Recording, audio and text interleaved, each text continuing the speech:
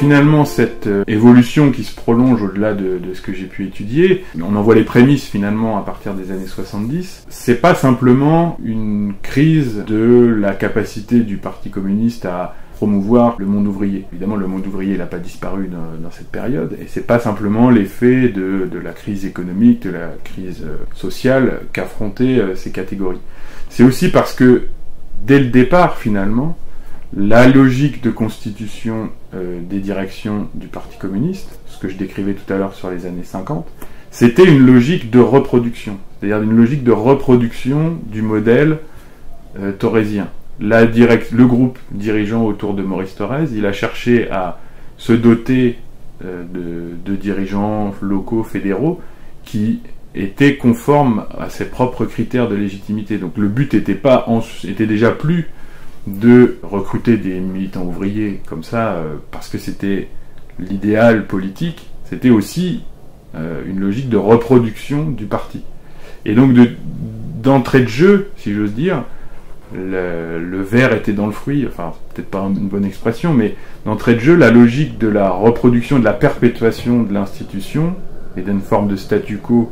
de l'institution était déjà là,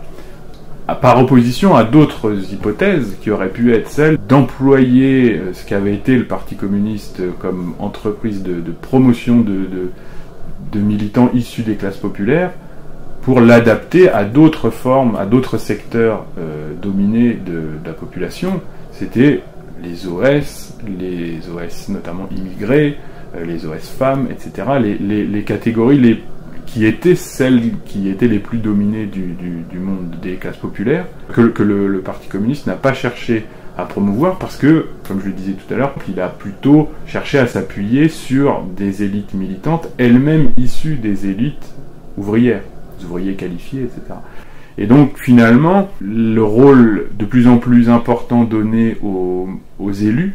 ce qui apparaît à partir des années 80-90, c'est ce qu'a encore analysé Julian Michi, c'est le glissement de cette logique de perpétuation de l'institution. Parce que quand le parti perd beaucoup de ses adhérents, perd un certain nombre de ses bases, ses zones d'ancrage social, ce qui reste, ce qui finit par définir l'institution, ce sont les élus, parce que eux, leur position est un peu plus stable. Et donc, on a vu ce glissement vers les élus en tant que, finalement, processus de reproduction de l'institution sur elle-même, ce qui était déjà la promotion des cadres auparavant.